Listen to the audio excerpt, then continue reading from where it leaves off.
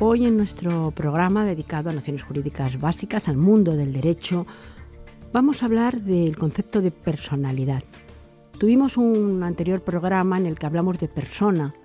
Nos acompañaba también, como es habitual, el catedrático de Derecho Romano de la UNED, el profesor Federico Fernández de Buján. Bienvenido. Encantado de estar en Radio UNED, que es nuestra radio. Yo creo que quizá deberíamos empezar por donde acabamos en el anterior programa. Hablábamos de persona, hoy vamos a hablar de personalidad. ¿Qué diferencia hay entre persona y personalidad? El concepto de persona es un concepto que decíamos en el anterior programa que era un concepto, en principio, que podría considerarse metajurídico desde un punto de vista filosófico ontológico, que después adopta un contenido jurídico que el legislador en cada momento, en cada circunstancia y en cada lugar geográfico establece los requisitos para que un individuo, una persona perteneciente a la raza humana, un ser humano, tenga la condición, se le otorgue la condición de persona. Toda persona, por el hecho de serlo, tiene personalidad, pero primero hay que reunir los requisitos para ser persona, pero la personalidad deriva, es una consecuencia de la condición de persona. La persona, por ser persona, tiene personalidad, y la personalidad se traduce en capacidad. Capacidad de diversas clases, entiendo. Capacidad jurídica es de lo que quizá vamos a tratar en este programa hoy. Exactamente. Dentro de la voz y de la expresión y del concepto de capacidad, vamos a distinguir entre capacidad jurídica y capacidad de obrar. Es decir, la capacidad deriva de la personalidad y la personalidad deriva de la condición de persona. Es un como proceso consecutivo en donde de un concepto se pasa al otro. Entonces, ¿qué es capacidad jurídica? Capacidad jurídica es aptitud con C o con P. Ahora lo diré. Aptitud para ser titular de derechos y de obligaciones. Aptitud como capacidad es con P. En cambio, la aptitud con C, porque como suena lo mismo, son palabras fonéticamente muy similares, aunque gráficamente no. Hay que meter la P, hay que meter la C y hay que saber muy bien para no equivocarse, no tener una falta de ortografía. La aptitud con C es disposición, algo que hace referencia más al ánimo. La capacidad hace referencia más a la potencia en el sentido de yo soy capaz de. Pues eso es aptitud. O sea, una persona puede tener una aptitud para subir a una montaña, pero no puede tener condiciones físicas para subir a esa montaña. Entonces, la aptitud es, me gustaría alcanzar la cumbre. En cambio, la aptitud con P es, tengo capacidad para alcanzar esa cumbre que me propongo. Son dos cosas totalmente diversas, ¿no? Y es verdad que también hay personas que tienen capacidad para hacer cosas, pero como no tienen buena disposición de poner el esfuerzo necesario para hacerlas, no las hacen. O sea, que para hacer las cosas hay que tener aptitud, que es capacidad de hacerlas, y disponibilidad, que es poner todo el esfuerzo, sacrificio necesario y la disciplina, que hoy está tan poco de moda, pero que sin ella no se hace absolutamente nada. Bueno, ¿qué es la capacidad jurídica? Es la aptitud, que es capacidad de ser titular de derechos y de obligaciones. ¿Desde cuándo se tiene capacidad jurídica? Desde que se es persona. ¿Desde cuándo se es persona? Decíamos en el anterior programa que se es persona desde el momento del nacimiento, cuando se produce el alumbramiento y el desprendimiento entero del seno materno, que es la ruptura del cordón umbilical. Con lo cual quiere decir, un recién nacido de un minuto, ya no digo de un día, de un minuto, ¿es persona? Sí. Está ya desprendido enteramente del claustro materno y está vivo, ciertamente. ¿Es persona? Sí. ¿Tiene personalidad? Sí. ¿Tiene capacidad jurídica? Sí. ¿En ese momento es capaz de heredar? Sí. ¿Es capaz de recibir donaciones que se le hayan hecho incluso como concebido? Sí. ¿Es capaz de ser titular de un inmenso patrimonio porque lo ha heredado? Sí.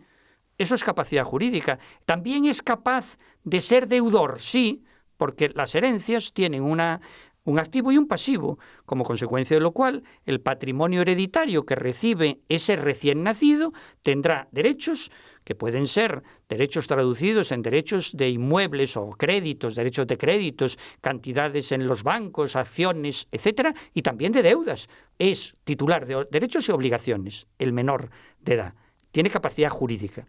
Ahora, otra cosa distinta es que tenga capacidad de obrar. Claro, ahí iba a entrar y a preguntar. Por supuesto, puede heredar, puede ser deudor, pero se me ocurre que no puede firmar un contrato, por ejemplo. Evidentemente, con 1 minuto de edad, hasta desde un punto de vista físico-fisiológico, no puede firmar un contrato.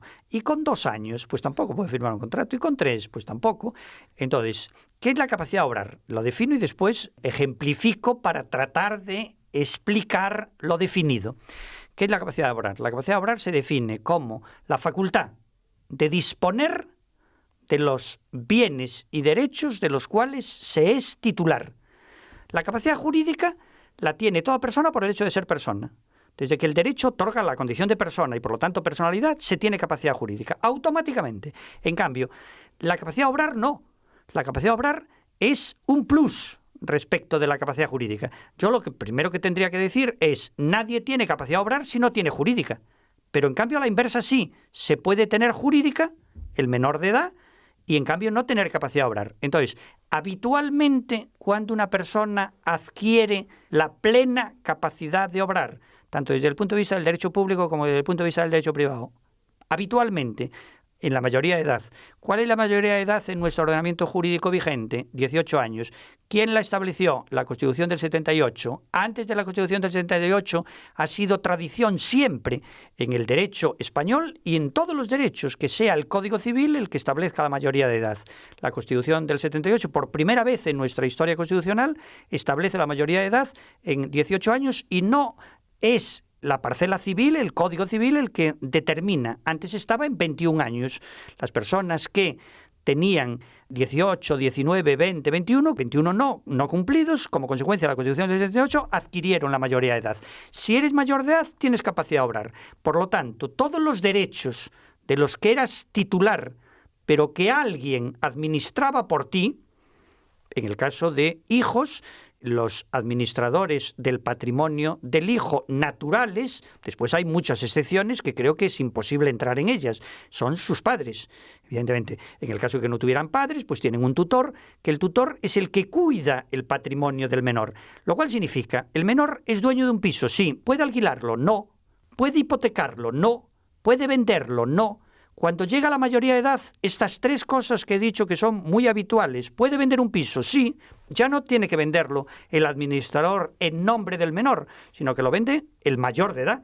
Puede hipotecarlo, sí, puede darlo en hipoteca, sí, puede alquilarlo, que es decir, arrendarlo, sí. Eso es la capacidad de obrar, facultad de disponer de los bienes de los que eres titular. ¿Esto sería la diferencia entre persona física, persona jurídica? ¿Cuál sería esta diferencia? La diferencia entre persona física y persona jurídica afecta a una distinta categoría. Hasta ahora he hablado de personas físicas, que digo que nacen. La persona física nace como consecuencia del alumbramiento, ¿no? Y se hace persona desde el momento del nacimiento.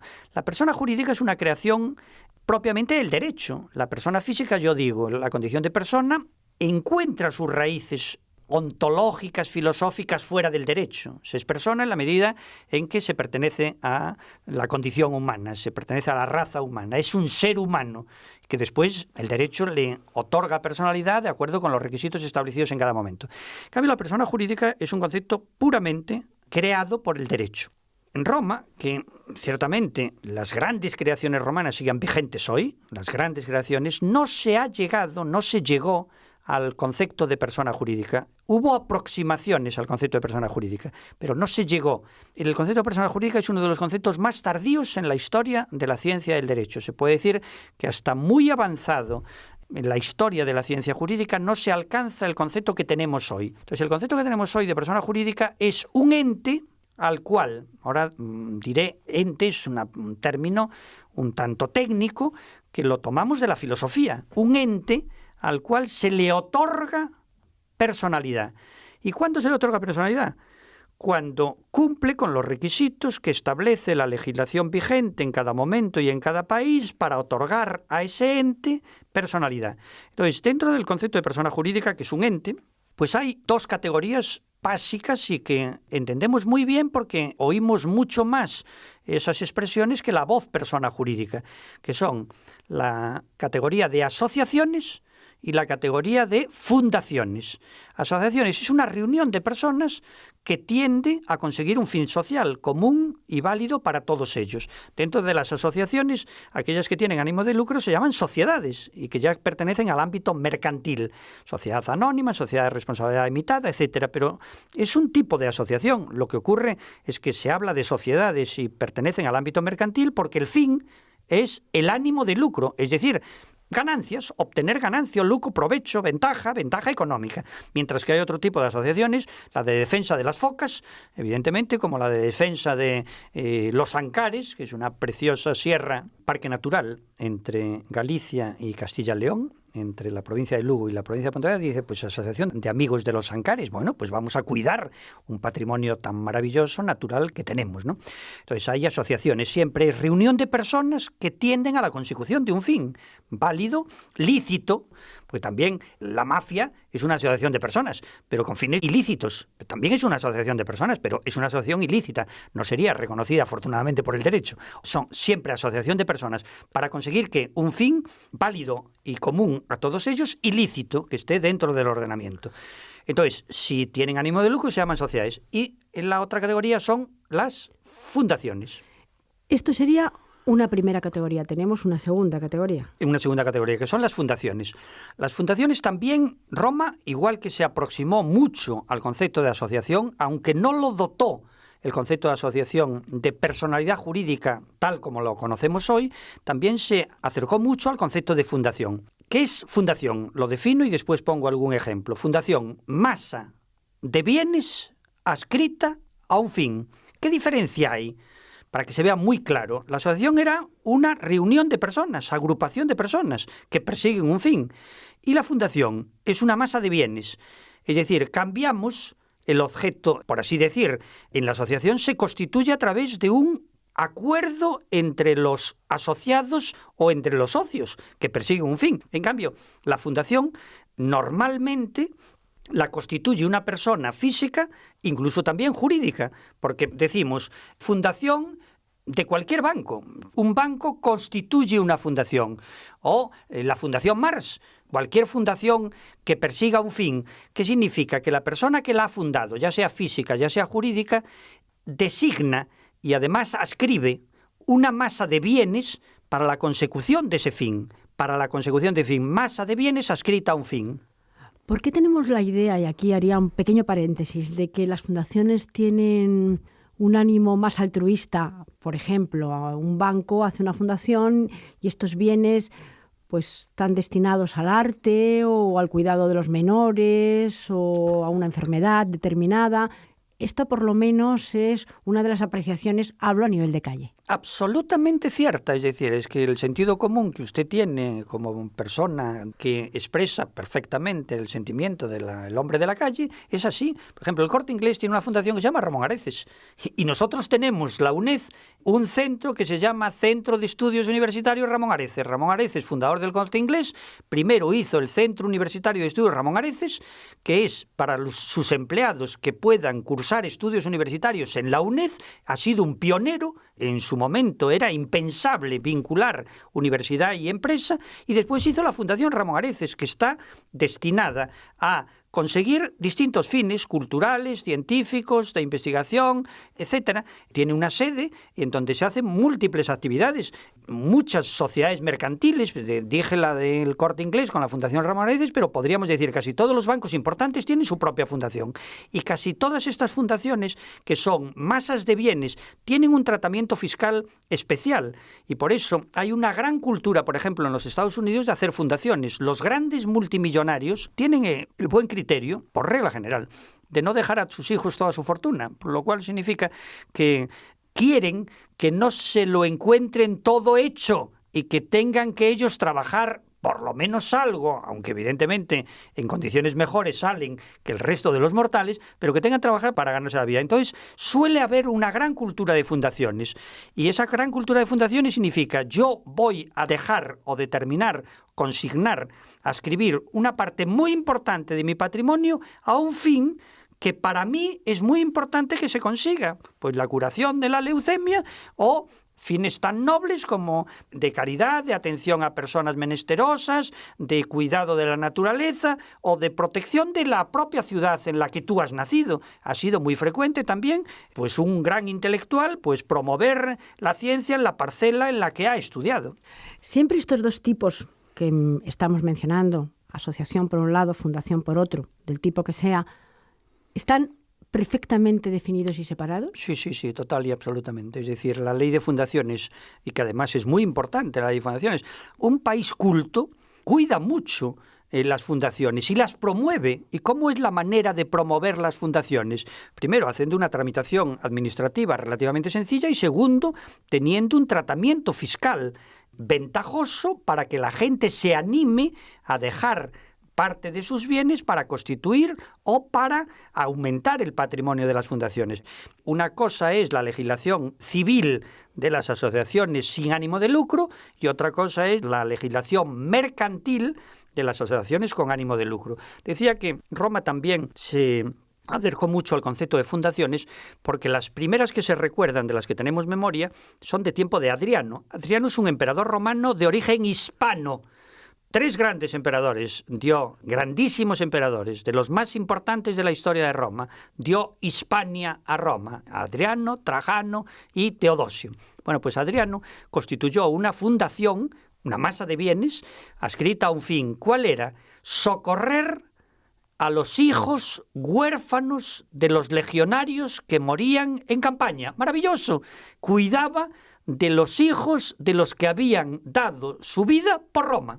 Ese es el origen de las fundaciones en el mundo romano. Ya prácticamente no nos queda tiempo, pero sí me gustaría en este último minuto, poco hemos hablado de personalidad física y jurídica, de asociaciones y fundaciones. ¿Cuál podría ser este resumen que, profesor Fernández Buján, le hago hacer en breve tiempo? El resumen es que la persona es un concepto tomado desde fuera del derecho, asumido por el derecho, dotado de contenido jurídico, que deriva de él la personalidad y de la personalidad deriva la capacidad, y la capacidad tiene 2 variantes, la capacidad jurídica, aptitud para ser titular de derechos, y la de obrar. Decíamos lo de los menores, pero también no disponen de capacidad de obrar otras personas, por ejemplo, las personas privadas de razón, pero no es contra ellas.